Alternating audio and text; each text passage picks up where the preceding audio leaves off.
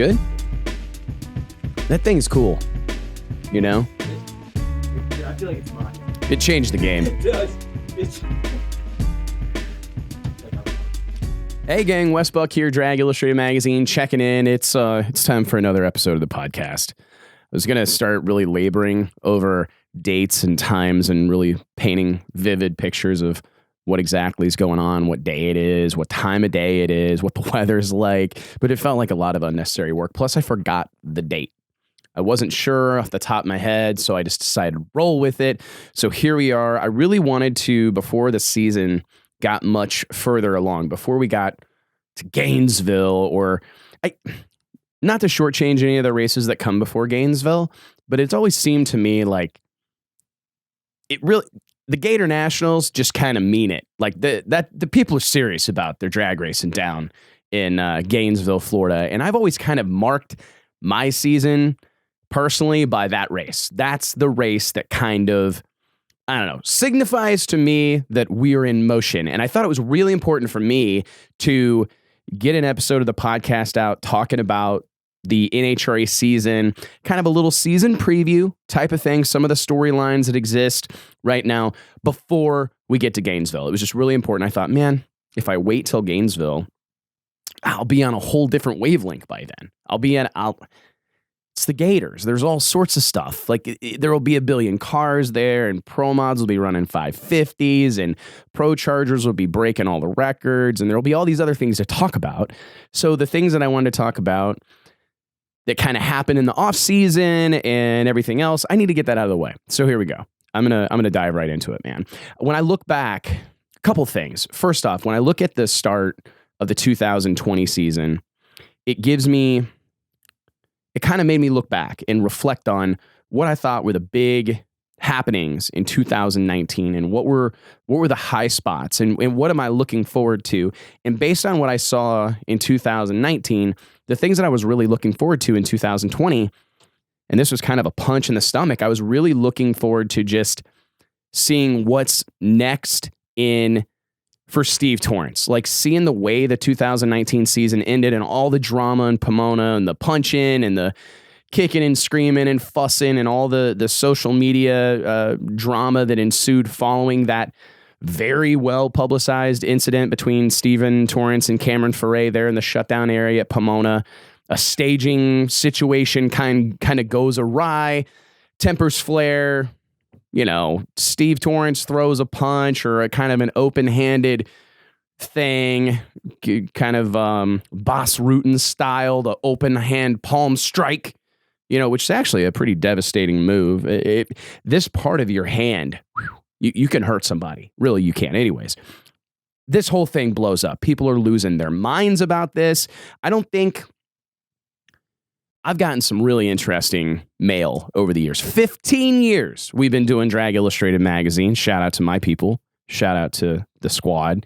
15 years we've been doing this. I've got hate mail actually plastered on my wall right behind me. I've got a really saucy one from Shirley Muldowney that I'll never get rid of. Really saucy one. But we get a lot of correspondence. I feel very blessed that people seem to feel compelled to write us letters. We get handwritten letters from prison, handwritten letters from Shirley Muldowney, truly. I get emails all the time, and I don't think there's ever been anything that's happened in 15 years that had people more stirred up than the Steve Torrence, Cameron Ferre drama that happened at the end of the season last year. So, headed into 2020, man, did I feel somewhat robbed to not see Steve Torrence on the entry list at the season opening NHRA Winternationals in Pomona. To have had all that, and then head into the new season, first race, everybody kind of fired up, and not have some situation or not be able to kind of circle back around to that moment, that sucked. And I know that many people I've noticed in the media have kind of already moved on from the car count deal at Pomona at the season opening Winternationals. I have not. And I'm not one to be negative. I'm not one to lament bad things or bummer type situations. But I do think some time has to be spent exploring this situation, thinking about it, and thinking about how we can improve it for the future. When I look back at the season opener, I can't, and I understand that it may be something of an anomaly, 13, 14 cars showing up in Top Fuel, but it still really raises my blood pressure. It makes me nervous. It keeps me up at night. It keeps me up at night because having your reigning champion, the problems that this identifies is, first and foremost, having your reigning champion basically boycott the first race of the year. It's a problem because basically what you have is a champion who doesn't really care to be like a superstar or whatever, isn't that invested in that responsibility, right? And that's a problem. And now why that is or how that situation has come to be, we'll talk about that a little later. But it's definitely a problem because your champion, I don't know that anything's more important. Having a champion that's outspoken, that's personable, that's charismatic, that is an ambassador for the sport, that's willing to do the interviews and go the extra mile. I mean, you can't tell me that Steve Torrence is the kind of guy right now that's going to feel compelled to go do a bunch of interviews for the NHRA. Hell, he barely wants to come to the race. That's a problem, folks, and that's something that we have to. I look back on it, and it's a bummer of a deal because I actually see the Torrence family's position on this. I think, and obviously this is just my opinion, but based on the press release that was sent out with some quotes from the family, primarily Steven's mother, they felt it was hypocritical to. I think everybody involved has been embarrassed, has spoken with remorse about what happened, right? Nobody liked the way that shook out, right? Nobody wanted to see a physical altercation. It's a bummer. These guys are professionals. They should be able to rise above it. However, I would argue in the heat of the moment, shit happens. For me, I understand that I had plenty of people tell me that, these guys are role models and these guys should be better than that. These guys are human. These guys and gals are human beings.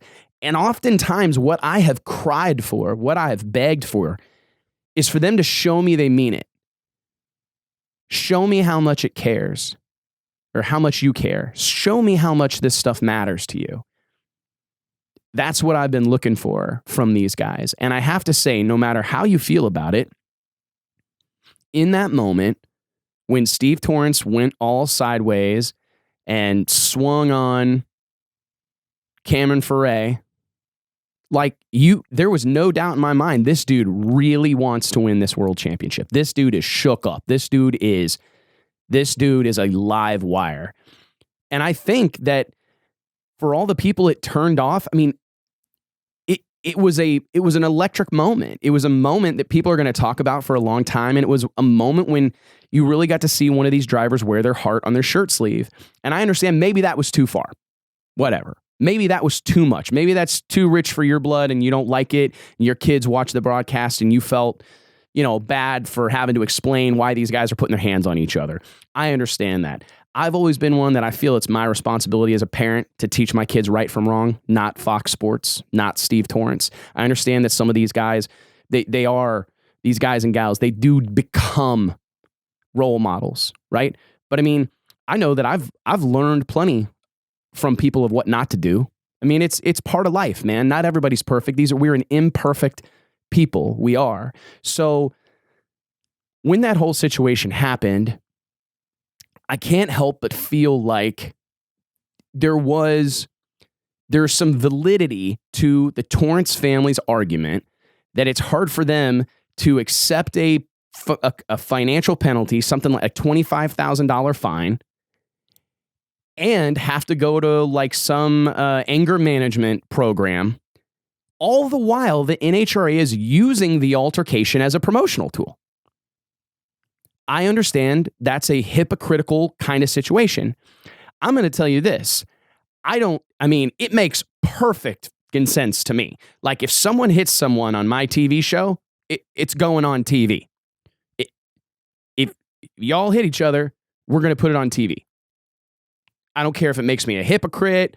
I don't care if it makes me purple. I don't care. It's going on TV. So I can't really fault the NHRA for what they did, using it as a promotional tool and running those highlights and talking about it ad nausea. I mean, it doesn't surprise me at all. But I understand how that probably rubbed the Torrances a little wrong, that we're going to be in trouble for this, right? We're going to be bad guys. We're going to get a fine. We're going to have to go to anger management, but you're going to use this as a promotional device. I understand how that rubbed them wrong, but if that's the rule, that's the rule. And here's, I think, what frustrates me the most about it. I can't help but feel like there would have been a way to sort that out before the season started. I don't know whose responsibility that is or who exactly was driving the bus on that or how you could find yourself in a situation where you're heading into the first race of the year and your champion's not there because of some bad blood bullshit. It's a bummer of a deal to me. I find it disappointing. And it really, in 2019, at the beginning of the year, last year, January, I always get these questions from people, and it's great because people are like, what do you think about drag racing right now? How do what do you think about the sport? Where's the sport at? What's the temperature on the sport? I get that question a lot. So last year, I remember sitting at this very desk, I thought to myself, I'm going to go to the Winternationals. I hadn't been to the Winternationals in a long time, like I was saying a few minutes ago. I kind of start my NHRA season at the Gator Nationals. That's probably my favorite race. I think it is. I think it's my favorite race to go to. It's one of my favorite races to go to. I like everything about it. I don't really know why, but there's just something, it feels like you're at a drag race when you're at the Gator Nationals. I like that place. So last year, I thought, you know what? I get this question all the time. I'm going to go to the Winternationals. I'm going to go to the season opener. I'm going to go Thursday, Friday, Saturday, Sunday. I'm going to stay there. I'm going to stay at the hotel that everybody stays at there at the Fairplex, the Sheraton, which is a great hotel. I like that hotel. I'm going to go be a part of it so that I want to be able to answer that question fairly. I want to be there. I want to be at the start of the season. I want to take the collective temperature of the sport. And I remember like half a day in, I just could feel it as plain as day that there was a disconnect. And that sounds, I'm not calling anybody out, but I could just feel there was a disconnect. Everybody that I talked to was kind of squawking. Something was wrong or mad about something, or did you hear about something? And it extended left to right, top to bottom. I mean, it excluded no one, no matter where you were. It just seemed like people were a little bit salty. And I remember going, man, what a crappy way to start the season. You got racers mad. I remember there was a team owner just sideways because his sponsor had gotten thrown off the starting line for not having the right credential. The media people were mad. They're pissed because they've got to wear red vests now. Everybody was mad. Like, everybody was mad. And I thought, golly, this is not the way to start the year. And I guess, thank God for those moments, because without those moments, you don't have the opportunity to recover. You don't have the ability to turn. You don't have the opportunity to pivot and improve. But I'm a big get off on the right foot kind of guy. Like, those first couple steps are so important. And I look at that race in 2019, the season opening Winternationals, and I thought, I don't think you can get it more screwed up than that.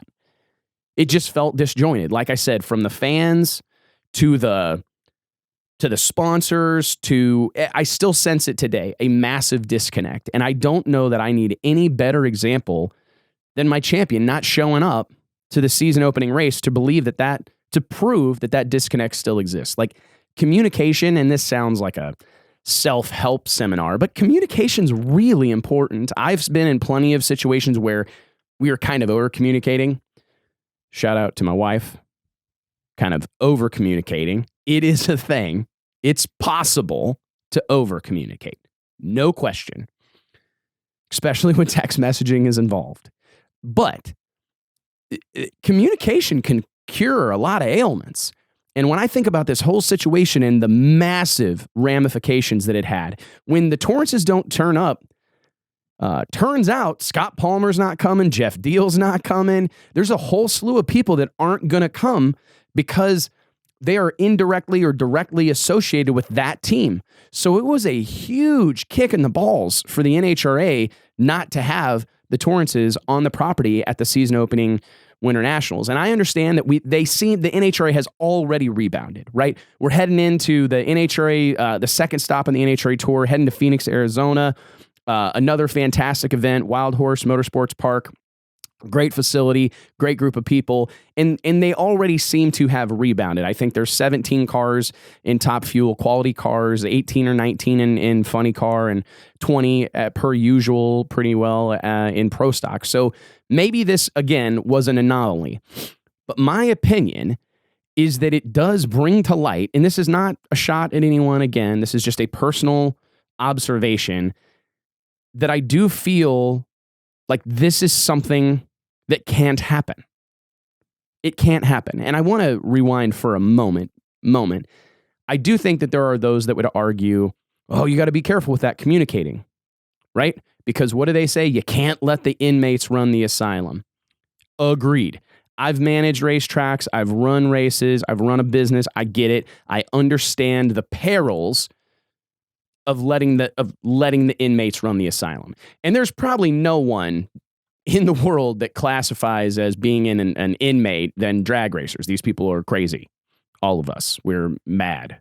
Absolutely bonkers. But communicating with those people and at least hearing them out and having some back and forth, having some sort of dialogue to try to get to a solution that suits everyone, there's no shame in that. And if it's not working, if it's not effective, if someone's not participating or it's clear that it's not going to go anywhere positive, pull the plug, get the chutes out and get yourself to a stop. But I do think that communication could have, I can't help but feel communication, some back and forth, some phone calls could have changed the outcome of that situation. And I'm telling you, again, Top Fuel, this is the top of our class. I watched a video, the top of our sport, right? I watched a video earlier today. It might have been yesterday. I can't remember. But I wrote this down because it was so impactful to me. I watched a video and it was an NHRA produced clip. It was called, you'll have to look this up on YouTube. It's pretty good. It's not surprisingly hosted by Brian Loans, and it's called Nitro Hot Tub Time Machine. And it's like a 2-minute video, and they look back on an old thing that happened in drag racing. And in this particular clip, Brian Loans, they flash back to the final round of Top Fuel and Funny Car at the 1990 NHRA Winternationals, Pomona, California.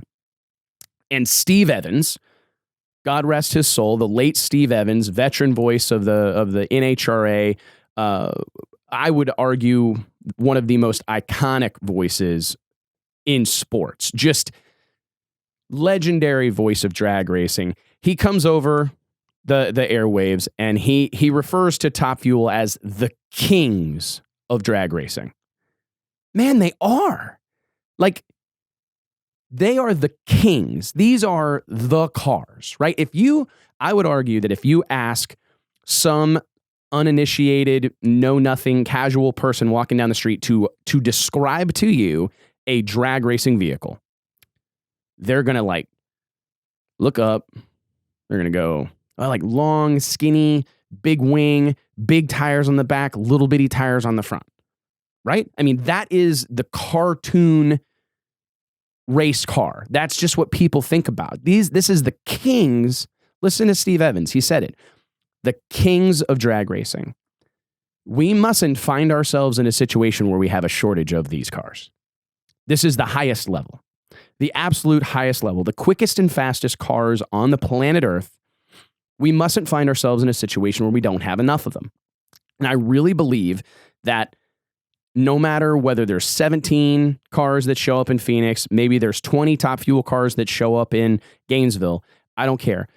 What I'm saying is that we need to be working towards not preservation, but growth. I feel like there's kind of there's a desperation. Along with that disconnect comes a certain level of desperation. I feel it. I feel it across the board, a sense of desperation. How are we going to fix this? How do we stop the bleeding? How do we get these guys to come back? And I think it's time to start asking ourselves some really tough questions, right? Like, I think it's time to start look at doing whatever it takes to position Top Fuel, remember, the kings of drag racing, not to survive, but to grow. And I used to be a big believer and fan of Funny Car, and I still am. Don't get me wrong. I love all this stuff, all of it. I like it all. I used to be a big believer in Funny Car because, there's a logo on the front you can identify with. Ford, Chevy, Dodge, Toyota, what have you. But based on that example that I just gave about how a little kid, what do they give? What do they sell to kids? What do they sell on the Midway? They sell toy Top Fuel dragsters. Like, that's just, if there's a car that we can grow on the back of, I do think that Top Fuel's it.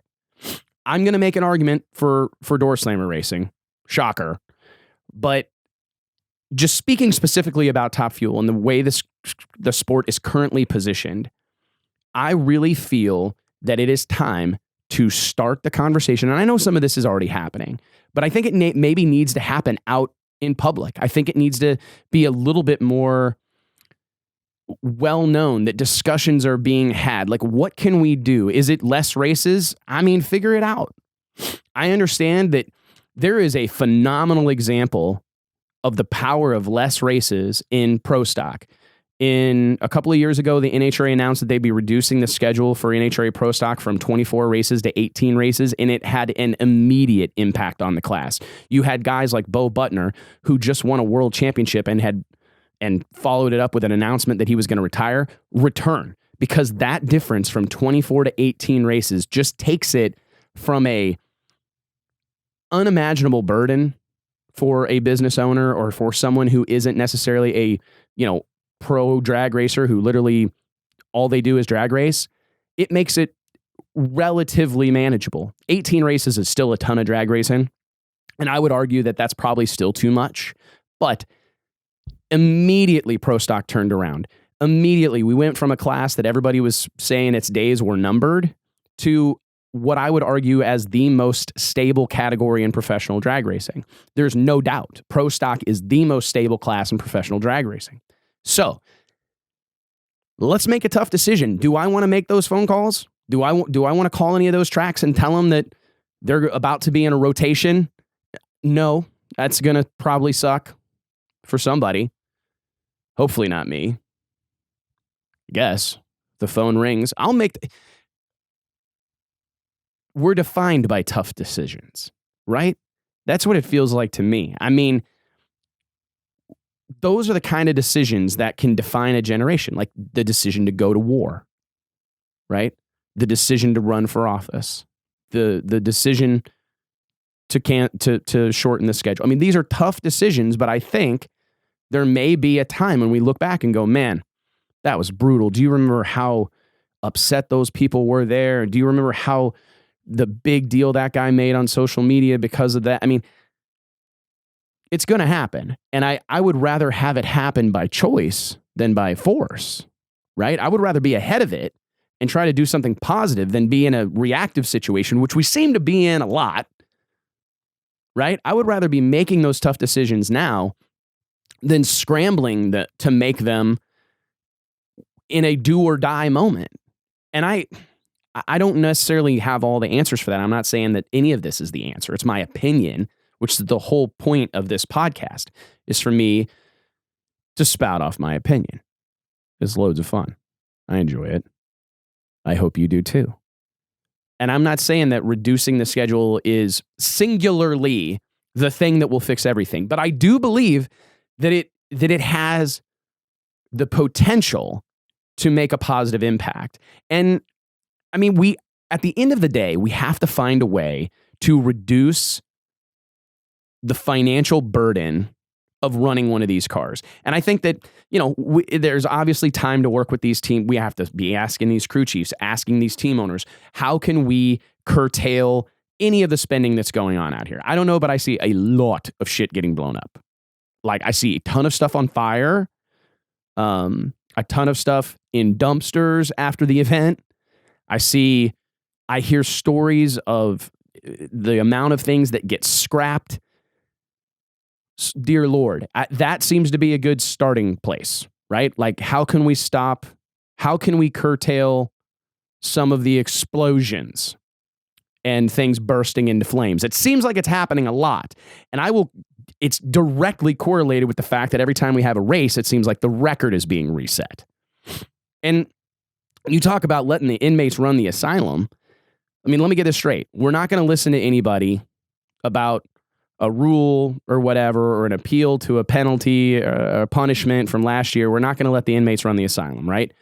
But we're going to let these guys tell us that they can't slow these cars down and that they want to run them this fast and that this is how they want to do it because they want to run 340 miles an hour, blah, blah, blah, blah, blah, blah, blah. I mean, it feels like that's an argument that we're only using when it's convenient.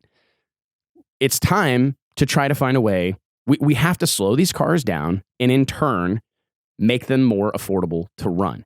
And I don't think you're ever going to make it affordable or like cheap or a budget deal, budget friendly.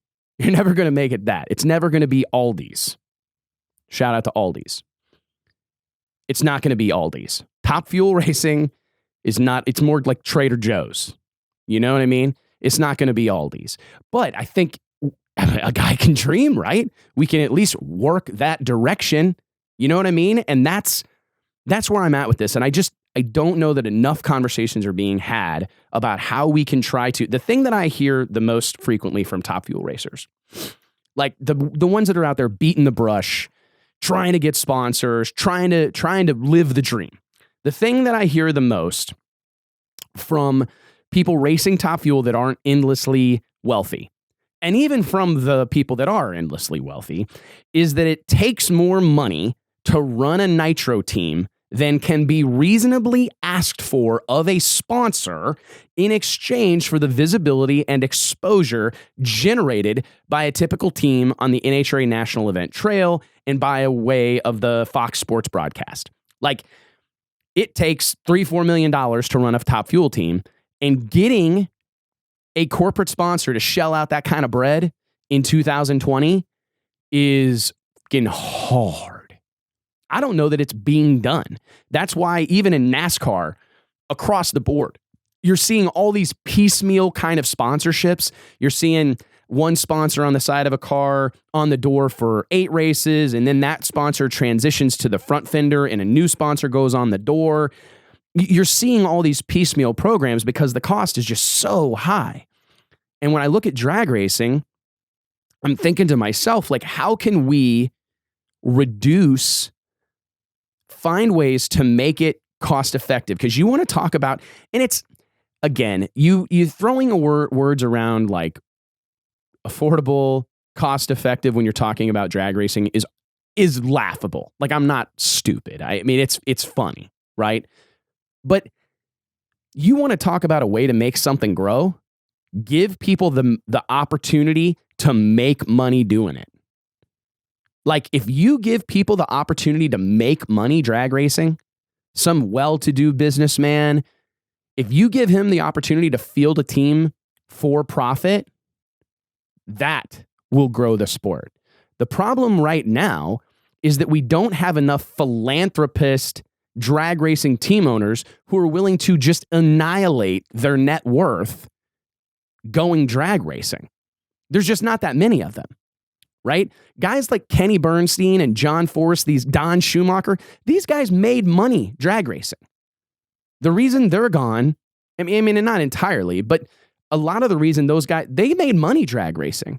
Like, just for the sake of round numbers, Don Perdome got $2 million, $4 million or whatever from Miller Lite, right, to run his Top Fuel team. He kept $1 million of it, pocketed it, maybe more. Guaranteed that's what was going on with Kenny Bernstein and Budweiser for 30 years.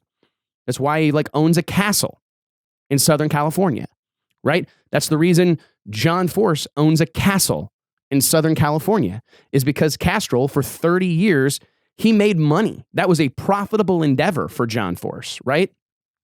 We have to, obviously scaled down. It doesn't have to be that significant, but if you could give guys and gals, the opportunity to maybe run a race team at a profit or have it be a profit center for them, that's the game. That's the real difference. Like, That's the real thing. That's what runs these guys out of the sport. And right now, we are so reliant on just super wealthy people that are thrill seekers or have an undying passion for the sport of drag racing. That's not a strategy for success. Hoping that another Alexis DeJoria manifests in front of us somewhere. Like, thank God for the Alexis DeJorias. Thank God for the Connie Colettas and the Don Schumachers and the so-ons and the Mike Salinas and the people that are just hardcore drag racers that are going to spend money and they're going to go do this stuff. Thank God for those people. But that's not a growth plan. Like, that's not a strategy for success. Like, a strategy for success would be going to those people and finding, like, how much money are you able to raise? What is the average amount of money that you're able to raise for a sponsorship for one of these cars? How can we find a way to, there's a lot of things you have to tackle. You have to try to find a way to get more exposure. How can we increase our exposure? How can we find unique ways to tell our story? How can we gain exposure via the World Wide Web and social media? But all those things in conjunction with an effort to reduce costs, curtail spending, and make it cost effective. You guys knew there'd be a way, some here in here, for me to talk about Pro Stock and Pro Mod. I had a conversation, it's been about a month ago, with Paul Lee. Paul Lee is a NHRA Nitro Funny Car team owner. He is a Don Schumacher, what is the exact terminology for this? I think it's a Don Schumacher racing satellite car. He runs his race team out of Don Schumacher's shop in Brownsburg, Indiana. He has access to like the Don Schumacher think tank and brain trust and shop and so on and so forth, but it's an independent team. He's his own operation, right? I had the opportunity, the absolute pleasure of an opportunity to break bread with Paul Lee a few weeks ago in Southern California. I was in Orange County, California for a conference, one of my favorite conferences that go on. SEMA puts this on. It's called MPMC. Not a lot of people know about this conference, which always surprises me. The Motorsports Parts Manufacturers Council. I think I talk about this event publicly more than anyone alive. I didn't know about it up until about 10 years ago or thereabouts. Incredible event. Real who's who of the automotive aftermarket everyone from like Holley Performance Parts to Chevrolet to Ford and Dodge to Mickey Thompson. It's a real incredible group of people, and they all get together to basically kind of brainstorm ideas of how everyone can help one another. Of course, not surprisingly, McLeod and FTI, two companies owned by Paul Lee, based out of Southern California, or at least McLeod is. FTI is out of Florida, recently acquired by Paul Lee and his group. I got the opportunity to break bread with him. I went to Javier's. Those who know me know that it's probably one of my favorite restaurants in the world. The Javier's in Newport Beach, California, is an upscale Mexican restaurant. Skinny margarita that is to die for. There's also a location inside the Aria in Las Vegas, Nevada, which is equally good. It's inside a casino, so it doesn't have quite it's obviously a Mexican restaurant, and you can tell you're at a Mexican restaurant, but the one in Newport Beach, just off the water, it's a spot right there. That's a spot. Anyways, I go to dinner with Paul Lee, and he said this thing to me, and I thought it was really interesting. He doesn't like to use the word problem. Doesn't use it. Like, it's not in his vocabulary. He calls problems opportunities. And we were talking about something, and he was talking about a growth strategy for one of his businesses. And he said, well, one of the problems, he goes, wow, wait, I don't use that word. One of the opportunities. And I thought, man, what a powerful way to look at things. And it's really stuck with me. And Paul, I'm lucky to say Paul's become a good friend, and he's an incredible guy. He's a super, super sharp businessman. But we were just talking about drag racing, growth strategies, et cetera, et cetera, et cetera. And he made mention of this opportunity, this way he phrases things and the way he frames situations such as this. And I thought about, I'd love to explore the topic of changing Top Fuel and altering nitro racing however it needs to be altered. And I'm not here to say that I have all the answers. I am here to say that someone does, that they're out there, that we can find them. I truly believe that collectively There are enough smart people in this sector. Drag racing is comprised of self-starters and do-it-yourselfers and businessmen and entrepreneurs and problem solvers that there's no doubt in my mind that forward progress can be made. But when I look at the opportunity here, I think the real opportunity is for Pro Stock and Pro Mod. And I'm going to say Pro Stock, it's no secret that I'm probably the biggest Pro Mod fanboy on the planet. Like, if I had a sticker, if I had one of them badges, I'd put it on. Pro Mod fanboy. I mean, guilty as charged. I'll wear it. But when I look for the opportunity in this time of change for nitro racing and during this kind of moment, when I look at Pro Stock, I'm going, big opportunity. I mean, I would, if I were in a position to do so, my answer would be to double or triple down on what's working and growing and what hasn't become so impossibly expensive that it takes, an aforementioned thrill-seeking billionaire or superfan to add a car to the entry list. Classes like Pro Stock and Pro Mod. I mean, and I've argued this a lot. The Street Outlaws, Discovery Channel's beloved Street Outlaws, and all the different incarnations of that show provide me all the proof I need to see and truly believe. I mean, I truly believe that Pro Stock drag racing, Pro Mod drag racing are more than exciting enough to, when driven by colorful characters that are promoted properly, to draw a crowd. To generate headlines, to be viewed by millions. I truly believe it. And I will piggyback on that statement. And I don't want to get the guy in trouble, so I'm not going to mention him. But I'm going to say a young, good-looking, clean-cut, all-American kid who races in fast door slammer drag racing at a pro level recently told me that he was in the final negotiations with a major brand. I'm talking like Fortune 100 big company to be involved with his race program.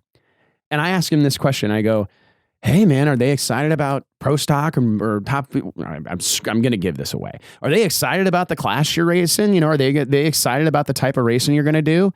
And he looked at me plainly and he goes, they don't care. They don't care. I'm like, what? He goes, they don't care. They don't care what I do.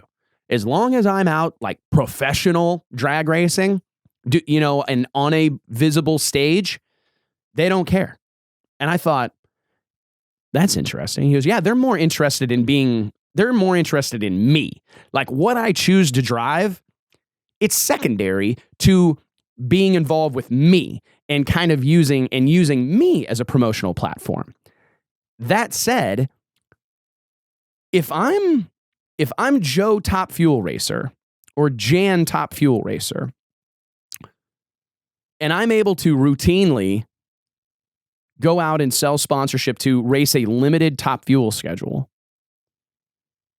I'm not so sure that I wouldn't take that money to a top flight Pro Stock team and keep a little bit of it. I talked to Richard Freeman the other day, and I asked him, this is what I asked him. I said, I want the straight dirt on Pro Stock finance. Like I want the nuts and bolts. Send me a P&L. I didn't say that. I just said, hey, can you give me a rough idea of what it takes? I mean, maybe I'm interested, right? And he said, no, I'm not bashful about it. And that's no shocker for anybody that knows Richard. He basically explained to me, and maybe I do want to do it, I don't know, that Elite Motorsports will basically put anyone in a championship contending Pro Stock car, 18 races, for $750,000. So that's like 40 grand a race. All you do is show up with your helmet and fire suit. So you figure you're going to have some travel expenses. Say you spend another 50, and that's pretty easy, right? You're going to spend another 50,000. So now you're at like $800,000 to go race for a championship at or near the highest level of drag racing. We already have it. It's already proven that you don't have to be racing Top Fuel or Funny Car to get a sponsor. You don't. Megan Meyer, mind you, racing a fuel dragster, a sportsman category, has done fairly well for herself in securing marketing partners. So it's possible to raise money. It's possible to raise money outside of Top Fuel and Funny Car. I understand there may be an argument that those are the most visible classes. I'm just saying, think about this. So if you have the opportunity to maybe go spend $800,000 to go race for a championship, sounds like a lot, doesn't it?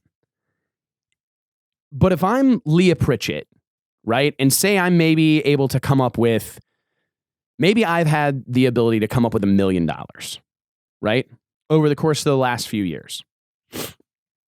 I'm fairly certain I'd be grabbing gears in a Pro Stock car tomorrow.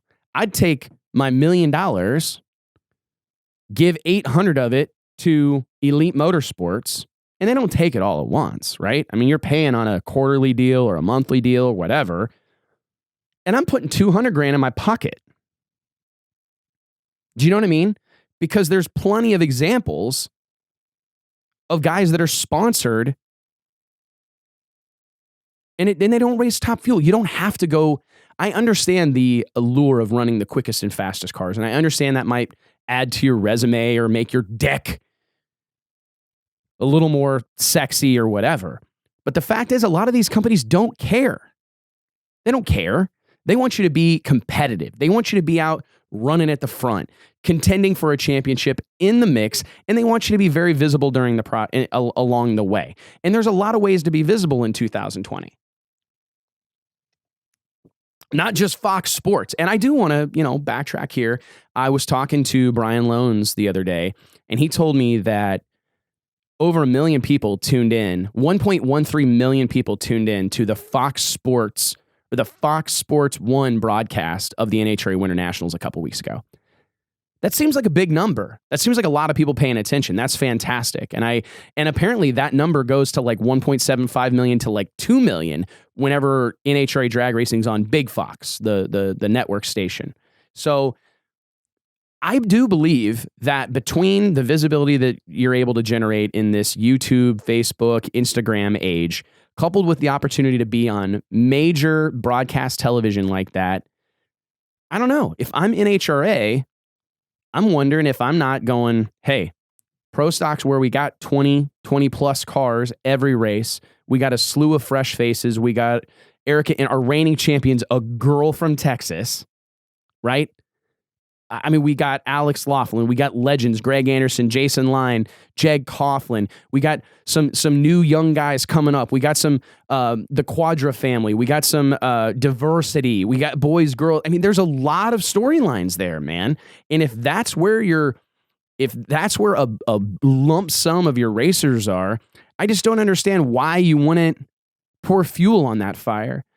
Like if I was in an NHRA production meeting headed into the rest of the season, they're one race in or whatever, a couple races in, how can we put more eyeballs on Pro Stock? It's our most stable class. It's great racing. Great racing. They are extremely hard cars to drive. They look like cars. There's a connection to Detroit, right? I mean, that was something that we talked about early on about how the allure of funny car racing to some extent is the fact that there's a logo on the front. There's a brand associated with it. With Pro Stock, you've got Mustangs and Camaros. It's fantastic, right? There's a lot to work with in Pro Stock, and there's an abundance of them. And the racing is close. The cars are hard to drive. There's a cast of colorful characters headed into the rest of 2020. I truly believe this is a class that could carry the sport of drag racing. It really could. There's big opportunity there, but it takes effort. It's not going to happen on its own. That's absolutely not going to happen on its own. We have to get behind it and drive that bus and push that. And It's the responsibility of the powers that be to be finding creative ways to tell this story and be finding creative ways to shine a light on these guys and gals and turn them into household names. And I look back on the 2019 season and the most powerful moment, the most significant moment of the whole thing. Erica Enders, Greg Anderson, Jason Line. Excuse me. Erica Enders, Greg Anderson, first round at Pomona. The first round. The first round. I mean, tell me another time in drag racing history where the first round had that much significance. There's a lot of memorable final rounds, right? There's tons of them. But there aren't that many memorable first rounds. That's a drag racing moment that will go down in history needing only first names. Erica v. Greg. It's going to be like, that should be a movie. I mean, it was that significant. So if you take that and add that into the conversation that we're having right now, if you look at what you have to work with, knowing the moment that Pro Stock produced for you last year, again, there's no problem ahead of us. Nothing but opportunity. Cars that look like cars. Cars that are driven, that are not entirely controlled by electronics and timers and pneumatic happenings, right? Cars that, the coolest thing about Pro Stock that I have seen over the course of the last couple of years is that the driver can make all the difference. Literally. You can take a car. Prime example, the NHRA season open, and I don't think this gentleman will be upset with me telling this story because it's true. He told it to me, and it got me. Marty Robertson. Marty Robertson is a very well-known outlaw drag racer based out of Fort Worth, Texas. He's become a friend of mine. Great guy. He's done a lot of racing on the Outlaw 8th Mile, made the decision in late 2019 to sell all of his outlaw stuff to kind of divest from the sport of drag racing and focus his efforts on a lifelong dream of racing NHRA Pro Stock. He signs on to do the full pull with Elite Motorsports, partners with Richard Freeman to field a car at all 18 NHRA national events in 2020. Huge commitment, massive deal. Goes, tests the car early in 2020, goes to Bradenton, Florida. Instant success. Massively, gets in the car. I believe Erica Enders went a 653. Greg Anderson, Alex Laughlin went a 653. Aaron Stanfield went a 653 in testing, and Marty went a 654. First time racing a Pro Stock car. That's how good of a job he did behind the wheel. Really impressive. And I will admit, I didn't know that he would do that well. I knew Marty was able-bodied. I knew that he was tuned in. He took it seriously. He had, I believe, the intangibles to be successful in drag racing with what I'd been around him. And I was really happy for him when I got those results, when the phone rang and I was hearing that he was right on par with the rest of the team. And that's a group of hitters, son. Like, that's a group that it would be very intimidating to go get your feet wet with. Now, granted, there may be a little comfort knowing that you have that much knowledge and experience around you, but you can't deny that it would be pretty intimidating, right? Jeg Coughlin, Erica Enders. I mean, these are some real vets, championship caliber, championship winning racers. And he went out there and he held his own. Interesting. Fast forward a few weeks to the season opening NHRA national event in Pomona, California. Marty goes out there, doesn't qualify. Same car. It's not like they took the motor out of it, right? It's not like they, sabotaged it. Same car, same setup. Everybody else gets in the show. But guess what? Marty got a little caught up in the moment. He told me. He goes, man, I'm looking around. I'm putting all this pressure on myself to be perfect. Greg Anderson's over there. Jeg Coughlin's over there. Erica Enders is over there. Bo Butner's over there. All these racers, all these guys that I've looked up to and aspired to race against, they're all here and I'm racing them. This is crazy. Got kind of lost in it, got wrapped up in it. And it caused him to struggle a little bit over the course of the weekend. No big deal. He'll be back. I guarantee you, I would bet everything I own that he'll qualify from here on out. He'll be in the mix. He's that guy. No doubt in my mind. But the point is, how come that story's not getting told? Nerves caused that car not to qualify. Nerves. What an amazing story, right? Here's a car that is every bit as competitive as any other out here, right? But because the driver was a little shook up and in his own head, he didn't make the show. That's the story that needs to be told. That's a story that needs to be told. I don't believe that completely exists in any other category of drag racing. These cars are so fine-tuned, especially when you look at Top Fuel and Funny Car. These cars are so fine-tuned that while the driver is obviously providing input, the driver's obviously doing a lot, and I'm not shortchanging the courage that it takes to drive them. You can't shortchange it. I've talked about this so much it hurts. The thing that I have the most respect for when it comes to Top Fuel and Funny Car is the balls it takes to do it. Just that, the balls it takes to do it. But I would argue that you can get in one of those cars, get that bad boy pointed straight, and with an Alan Johnson or a Brian Houston or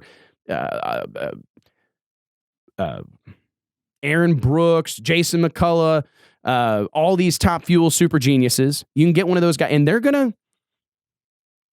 get you in the show. The cars, they're gonna get you in the show, right? And I'm not saying they're passengers, and I'm sure some people are going to take that wrong. I'm just trying to compare it to Pro Stock when it is literally, if you pull second gear too soon, the whole run is ruined. And you're pulling second gear in 9/10 of a second. You know what happened in Pro Mod? And this is another thing someone's going to get pissed about. But you know what happened in Pro Mod whenever they needed to make the 1-2 gear change in 9/10 of a second? Put automatic shifters in them because most of the guys couldn't do it. And that's not a lie. That's no bullshit. That's a real thing. When it came time to make that 1-2 gear shift in 9/10 of a second or less, put an automatic shifter in that thing, right? Not the case in Pro Stock. And I just think that if somebody would start spending the time necessary to tell these stories, to explore the difficulties, not of how the clutch works, because no one cares. I do. A handful of you might. But the casual fan doesn't care. They don't. You're preaching to the choir. But you start talking about some of the intricacies of the human part of it. How much pressure's on the human? How much is required by the guy or gal behind the wheel? Those are stories that are interesting. You start talking about how ghosts or nerves or whatever thoughts of screw-ups of yesteryear or whatever start rattling around in your head and it costs you a round win or whatever. Those are the stories that people are drawn to. And when I look at the NHRA headed here into the rest of 2020, I don't see problems. I see opportunities. I see some tough decisions that are going to have to be made. I definitely think we're all lying to ourselves if we don't believe there's room for improvement. There is. There's room for improvement. There always is. And I think that there's a group of people out here. It's not me. But there's a group of people that could get together and change the course of history, change the course of drag racing. And I do think it starts with communication. It starts with working together, and it starts with having an open mind, and it's going to end with making some tough decisions. But the sport of drag racing, as I see it in 2020, I think we're facing a time of necessary change. I think some things are going to have to change. I think everybody knows it. No one wants to admit it. Everybody knows it. Some things are going to have to change, but no one wants to admit it. And change sucks. Sucks for everybody. But I do think that while there are some struggles ahead, right, there are tremendous opportunity. And I really see one of the high spots in drag racing right now. And I have a lot more to say about this, and I want to spend a lot of time talking about Pro Mod and the future of pro modified drag racing, which everyone knows is near and dear to my heart. Some of the other classes of drag racing that I think have a ton of promise. But I really feel if I'm NHRA, how can I pour fuel on the fire of Pro Stock here in 2020? Every piece of the puzzle's there. So that's what's up. That's what's up.